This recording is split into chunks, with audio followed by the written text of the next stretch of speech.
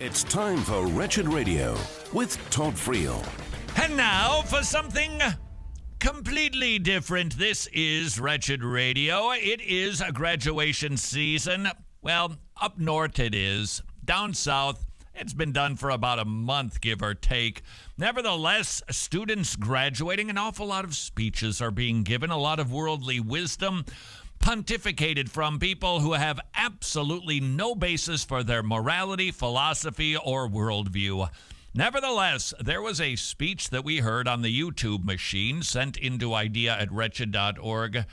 This was very fine. King's Academy, it's a Christian high school. Maybe it's all grades because this young man, who is the valedictorian, was going to school there for 14 years.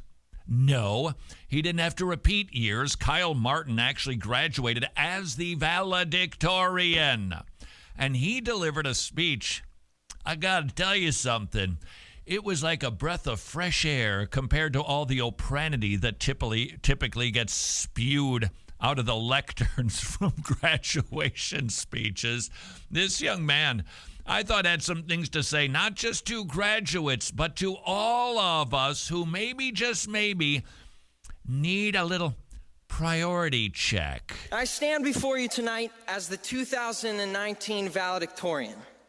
This time last year, I found out that I was in the running for this title. It was then that I decided I wanted it. So, I worked hard for it. I sacrificed for it. And yes, I stressed for it. Honest. See, he had to work for it. Some of us, it was just so Different to you? natural. Wait, I am sorry. Come to think of it. No, scratch that. I wasn't the valedictorian. Forget about that.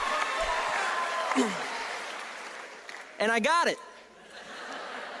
And at our senior award ceremony, it felt so good when I heard my name announced with this title. It was so good. For about 15 seconds. Yeah, 15 seconds of my heart racing and my adrenaline pumping. 15 seconds of, yeah, I won. 15 seconds of being at the top of the pile of all my accomplishments. And it felt euphoric. But there must come a 16th second. And on that 16th second, I sat down in my seat. I looked at my silver stole that says valedictorian. And I thought, that's it? What just happened? Why am I not feeling anything else? To be honest, I don't even know what I was expecting. A parade of balloons to drop? Or maybe I was hoping that all of my problems would fade away in comparison to this amazing achievement. But none of that happened, not even in my heart. Anybody else thinking about Ecclesiastes at the moment? Vanity, vanity, it's all vanity. It's a grasping after the wind. Solomon, I tried this, I got it. I tried that, check. Tried this, got that too. Empty, it left him feeling totally empty.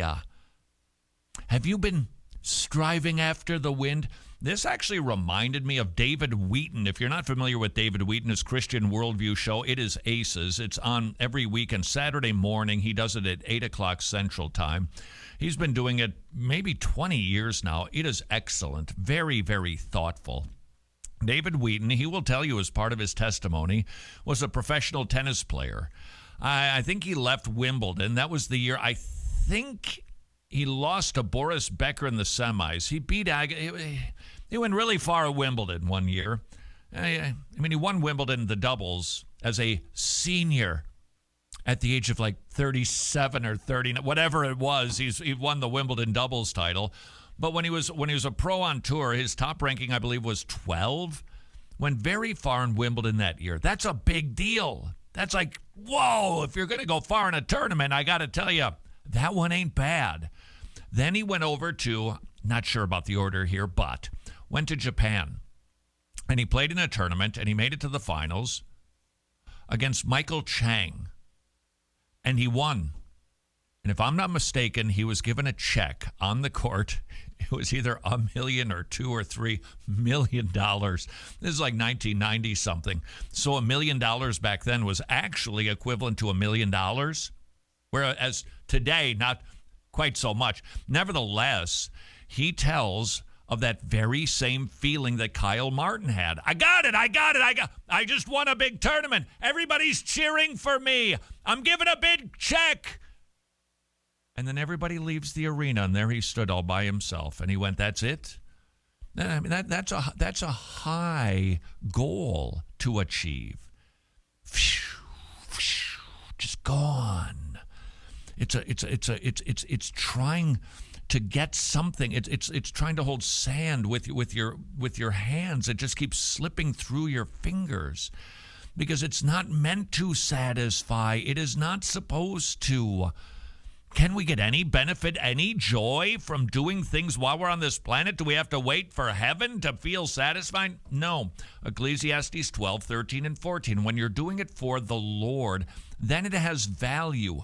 But if you're like Kyle Martin and you are seeking to gain something as good as it might be to bring you fulfillment at the sacrifice of your relationship with God or the displacing of your relationship with God, you are going to be absolutely miserable. I felt nothing. I was shocked. This was a huge problem for me, and I needed to figure out why. So here was my thought process. Working hard is good. It is, in fact, biblical. But it should not be done for the sole purpose of a goal's sake at the expense of relationship with others. And looking back on this year, I realized that the stress of this year for this goal in a 5-minute speech was paid for with the lack of attending to relationships in my life. A lesson learned and self-reflection accomplished. Now, I would like you, my fellow classmates, to do some self-reflecting. Go! I would like you to take a moment to fill in a different thing that you strive for and you focused on. Something that you thought was the end-all, be-all. Perhaps it was sports. Perhaps it was fine arts, academics, getting into a particular school, career, an unhealthy parenting, social life, a house, social media, or video games. Friends, we are about to launch into life, and we haven't messed anything up yet. Now think, instead of academics taking your focus off your important relationships, it was your career you chose over your spouse. Instead of sports, it's money that you pursue at the detriment of your children. Instead of just the Instagram-worthy picture, it's striving to be famous at the expense of time with your friends because now you're too self-involved. I'm well aware that this is kind of a downer speech, but I don't care. Because a lesson learned should be a lesson shared. Now, I'm glad that I have only made this mistake of striving for something that is in the light of eternity not important for just 1 year. I can't imagine if I had learned this at 50 or at the end of my life. And here's the lesson. Have no regrets in the 16th second. Nothing is more important than your healthy relationships. Nothing. Not your goals, hang in there, not your successes. He gets to it. And here's why. Relationships are where we get to influence, impact, and change people's lives. Your life cannot be meaningful without them. Now, we are put on this earth by our Creator, and we all have a purpose to advance God's kingdom that all may be saved. Now, how we all go about that, that's what's different. It's different in what college we choose, who we marry, and what career we choose. It's different in the triumphs and tragedies that come upon us. But in all those things, new relationships are being formed. As you live your life on this earth, there is no greater good than you can do for a person than to love them so much that you point them to Jesus Christ. But first, he should be your first relationship that you cannot neglect. And I want you to know, I have been here at TKA for 14 years, and I love this school, and I love all of you, my classmates. And tonight, I am imploring you, if you have not begun that personal relationship with Jesus Christ, just do it. There is no better way to start something new and close a chapter of your life than with him. If he is your Lord and Savior, then make sure you care for that relationship above all others. And after that, prioritize what is important in your life. And never, never lose focus of your important relationships. So be generous with your time and money, and a lot of relational issues will be resolved. And by the way, it's not too late to mend fractured relationships. Any friends you haven't spoken to in a while because of your pride, parents whom you disrespected, and teachers who you never thanked. Just do it. Humble yourself. Start a conversation. Have no regrets in the 16th second.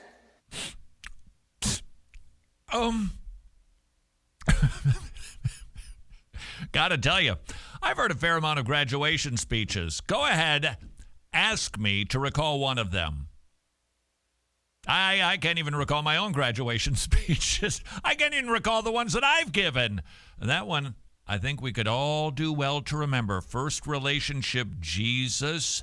Other human beings are priority after that. This is Wretched Radio. Would you please like, subscribe, or share this video so other people can enjoy this professional Christian content?